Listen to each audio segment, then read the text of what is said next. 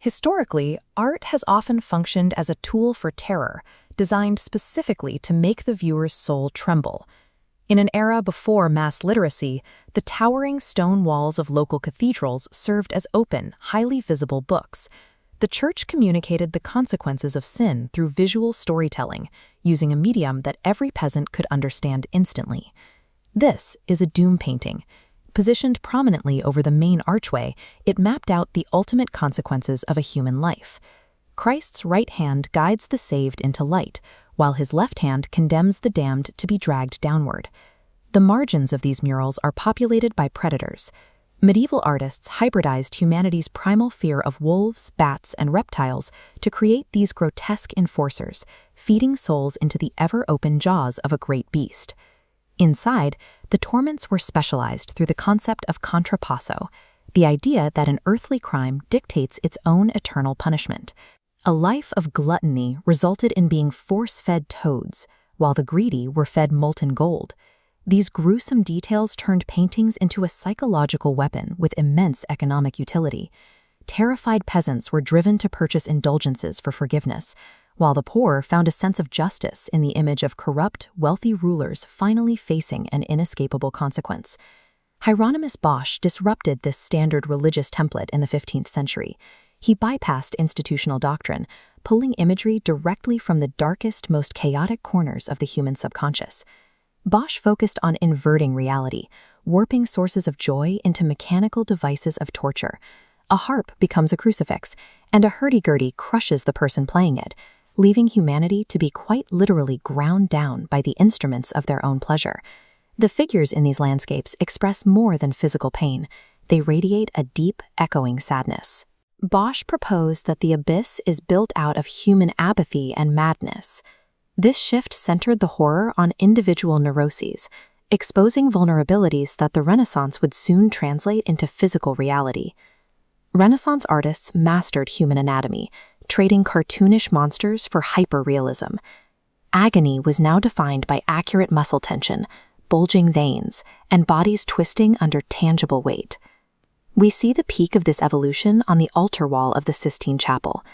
Michelangelo's Last Judgment centers on a muscular, beardless Christ, a severe judge striking down with absolute wrath, his frame poised in a moment of final condemnation. The faces of the damned capture the precise second of horrifying realization.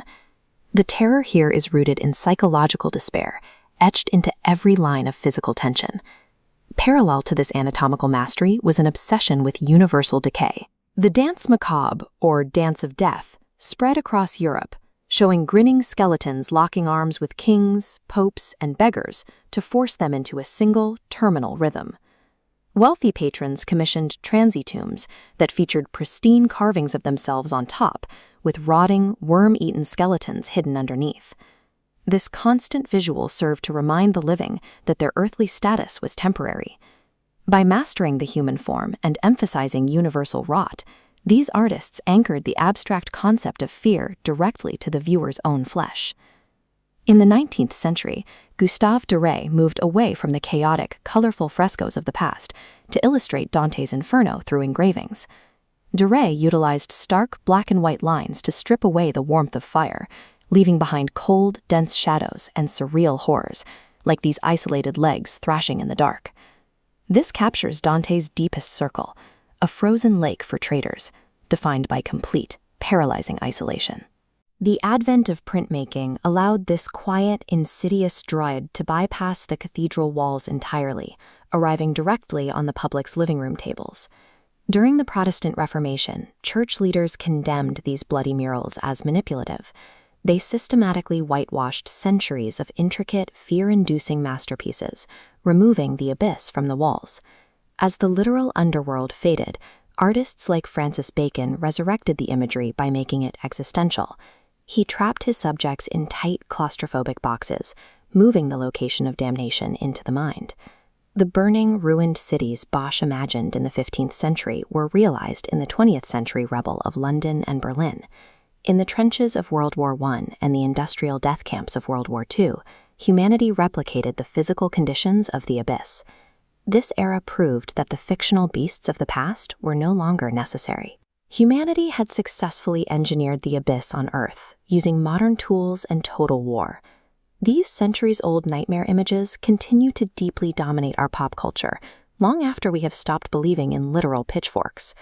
The torments depicted, ultimate claustrophobia, endless, deafening noise, and the loss of individual identity, remain universal human anxieties that outlive the religious doctrines that first inspired them.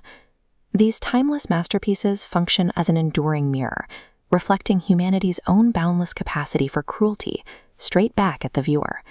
The pure darkness, isolation, and apathy we carry inside our own minds remain the primary architects of the terrifying abyss. The great masters of the past showed us their nightmares. What does the canvas of your own deep subconscious look like?